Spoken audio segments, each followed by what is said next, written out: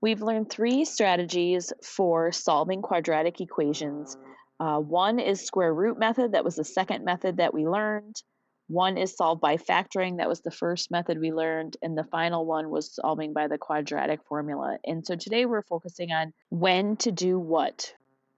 I'm going to squeeze some reminders at the top of the page here. And for a square root method, we need to have no x term.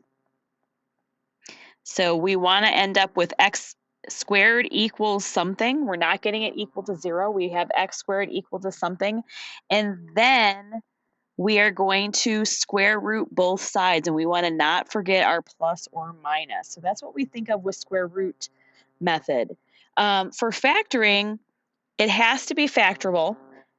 But before we can think about that, it has to be equal to 0. And then we're looking for A times C, factors of A times C that add to B.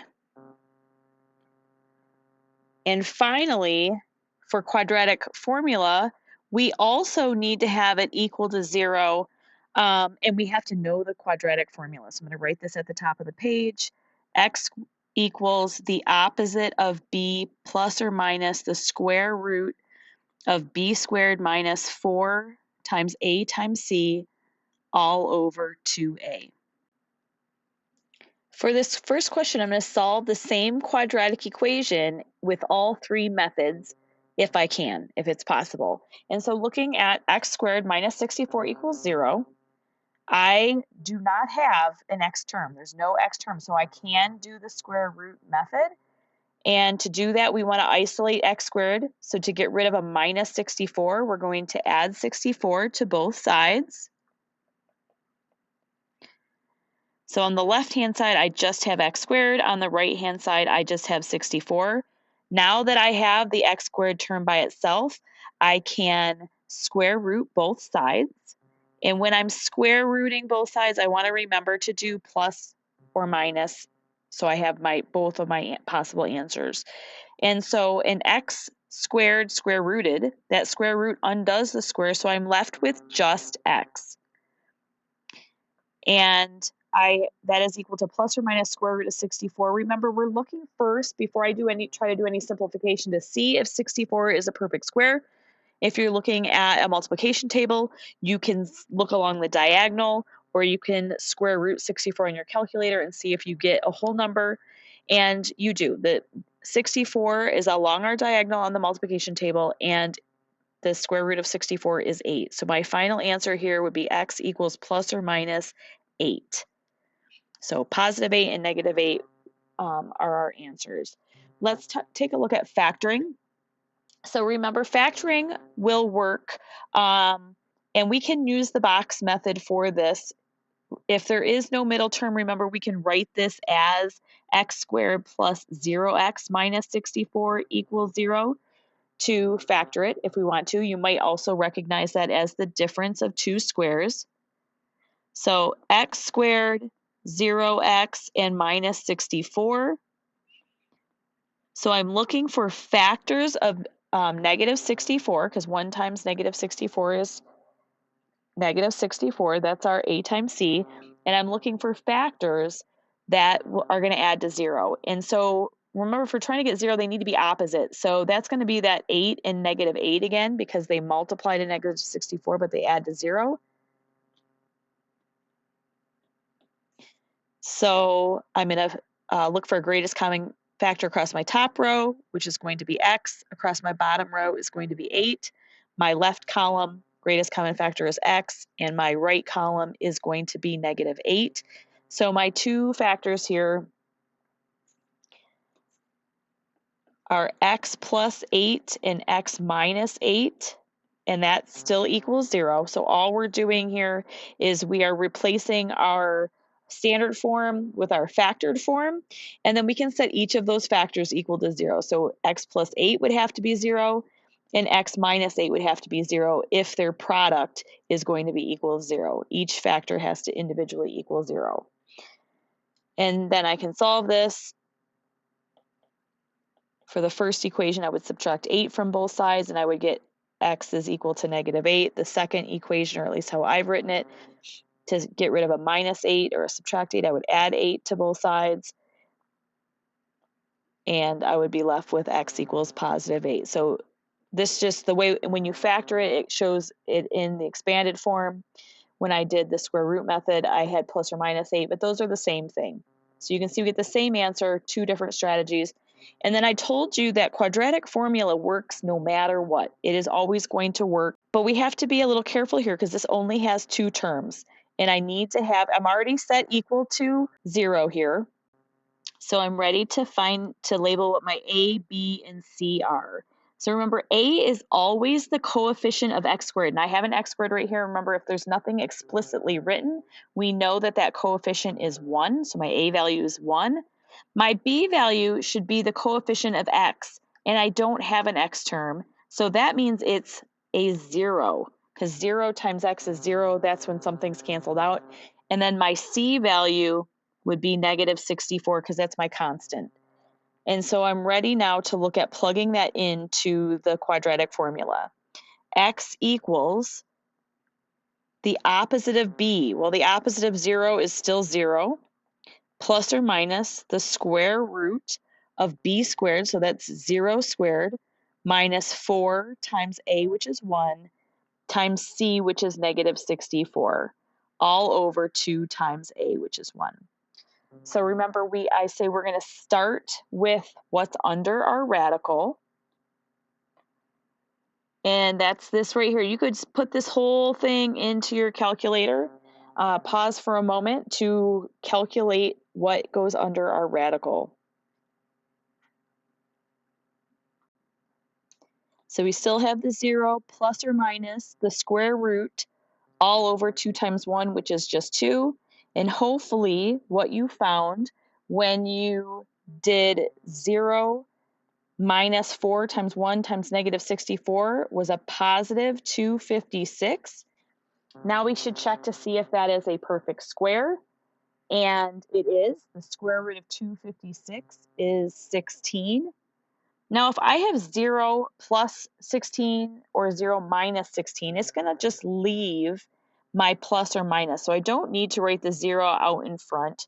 And I do need my 2 here. It doesn't hurt to have the 0 here if you want to, but it's not needed because it's not going to change anything. So I have two answers. I have my positive 16 over 2, and I have my minus 16 over 2. That's my positive 8, and this is my negative 8. So I still have the same two answers. It doesn't matter which way to solve it.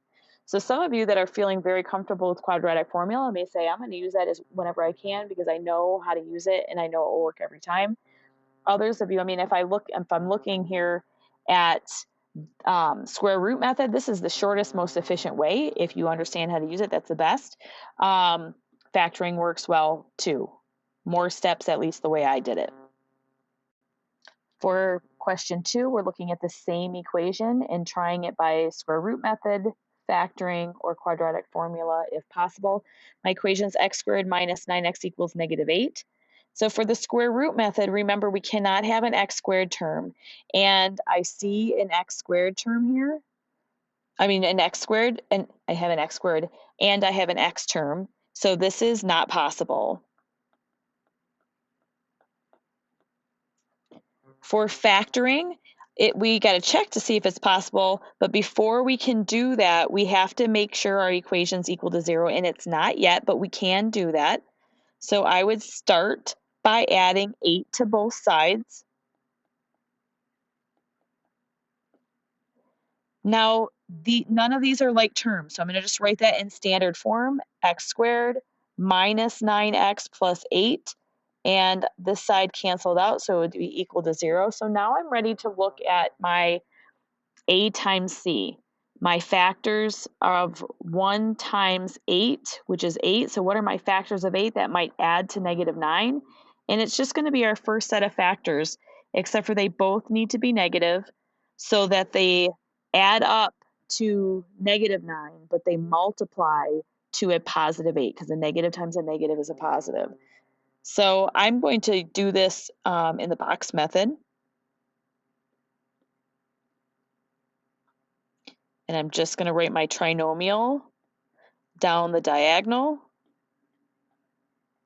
and then I'm going to write in my x terms, minus x and minus 8x.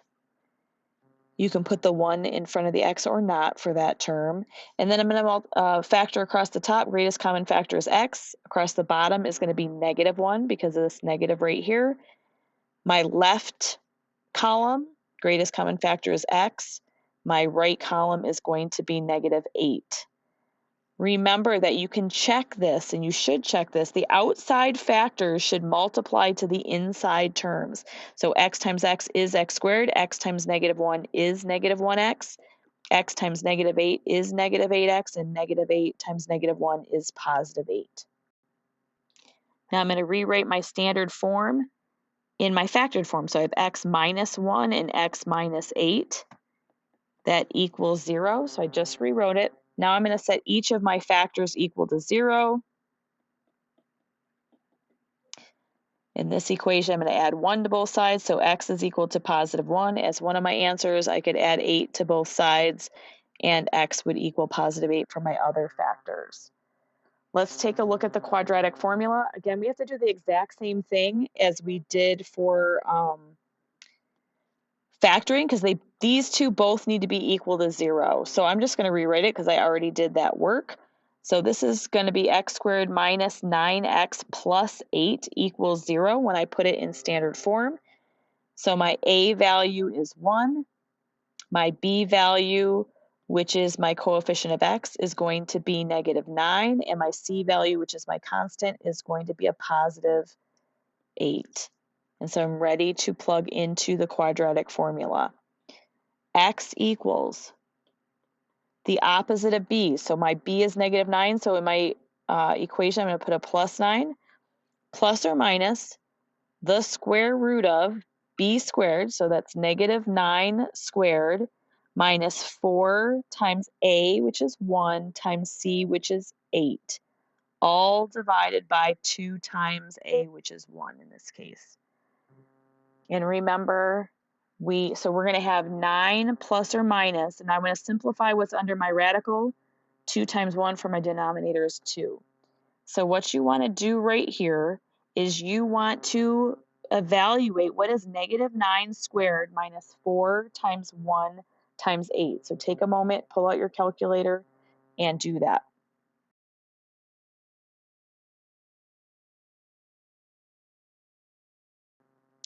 Hopefully you found that to be 49. So as we're starting to simplify here, we're wondering, is 49 a perfect square? And you will see that it is along the diagonal of a multiplication table, or if you square it out in your calculator, you're going to see that that is 7. So I have 9 plus or minus 7, because the square root of 49 is 7, all divided by 2. A hint here is that anytime something is factorable, when you do the square root, when you do the quadratic formula, the square root is going to be a perfect square. That will always happen. So I have two expressions. We have 9 plus 7 divided by 2, and I'm going to have 9 minus 7 divided by 2. 9 plus 7 is 16, divided by 2 is 8. 9 minus 7 is 2, divided by 2, which is 1. And those are the same answers I got when I did factoring.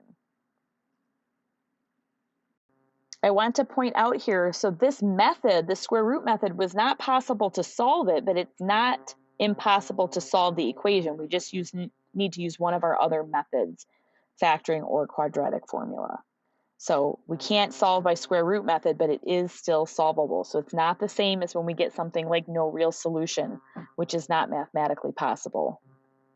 Looking at our third and final equation for this video, 4x squared minus x plus 1 equals 0.